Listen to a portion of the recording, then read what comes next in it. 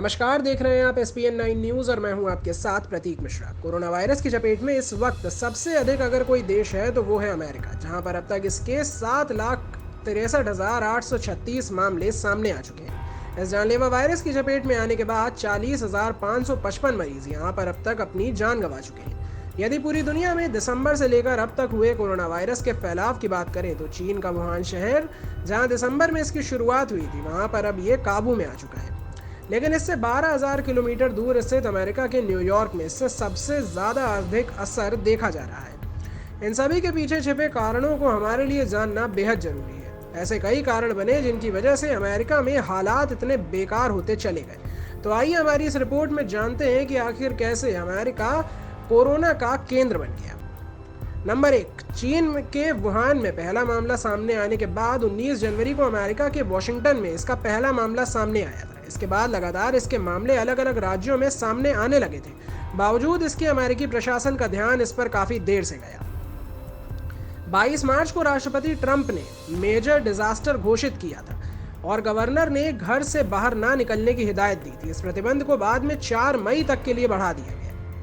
जिस वक्त तक चीन ने अपने यहाँ पर बाहर से आने और जाने वाले सभी उड़ान बंद कर दी थी, तब तक 4 लाख से अधिक लोग चीन से अमेरिका पहुंच चुके थे।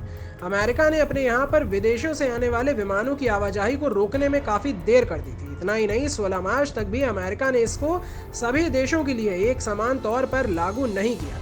चीन से आने वाले विमानों की आवाजाही को रोकने के बाद भी लोग दूसरे देशों से होते हुए अमेरिका पहुंच रहे थे। 14 मार्च को न्यूयॉर्क में कोरोना वायरस की वजह से पहली मौत हुई थी। हालांकि यहाँ पर 7 मार्च को ही गवर्नर ने स्टेट इमरजेंसी का ऐलान कर दिया था और लोगों को घर में रहने की सख्त हिदायत दी गई थी। इसके बाद भी लोगों ने इसको गंभीरता से नहीं लिया। इसकी वजह से यहाँ पर लोग बेकाबू हो गए। 23 मार्च को न्यूयॉर्क के तट पर सैकड़ों लोगों की जमा भीड़ की वायरल फोटो होने के बाद गवर्नर ने लॉकडाउन को सख्ती से लागू करने के आदेश दिए थे। चीन में इस वायरस के लगातार फैलने के बीच अमेरिका ने चीन को काफी मात्रा में पर्सनल प्रोटेक्टिव इक्विपमेंट्स दिए थे। उस वक्त तक ये वायरस अमेरिका समेत कई देशों में फैल चुका था। इसके बाद भी अमेरिका में लगातार बढ़ रहे मामलों पर ध्यान नहीं दिया गया। इसकी वजह से अमेरिका में ही इन इक्विपमेंट्स की कमी हो गई। कुछ दिन पहले ही वॉशिंगटन में हेल्थ वर्कर्स ने इसके खिलाफ अपने गुस्से का भी इजहार किया था। राज्यों के गवर्नर की राय और हेल्थ डिपार्टमेंट के टॉप विशेषज्ञों की राय को राष्ट्रपति डोनाल्ड ट्रंप ने नजरअंदाज किया। अमेरिका के टॉप विशेषज्ञ डॉक्टर फासी ने उनका टकराव इसका जीता जागता सबूत है। राष्ट्रपति ट्रंप की तरफ से लगातार ये कहा जा रहा था कि प्रशासन इस पर काबू पा लेगा और इसकी वजह से अमेरिकियों को कोई खतरा नहीं होगा। अमेरिका में इस वायरस से लड़ने और इसकी रोकथाम पर ध्यान देने की बजाय राष्ट्रपति डोनाल्ड ट्रंप WHO से भिड़ गए और उसकी फंडिंग रोकने तक का फैसला ले लिया। राष्ट्रपति ट्रंप इस वायरस की उत्पत्ति के लिए चीन को घेरते दिखाई दिए, जबकि दूसरे देश उस वक्त केवल इसकी रोकथाम पर ही ध्यान दे रहे थे।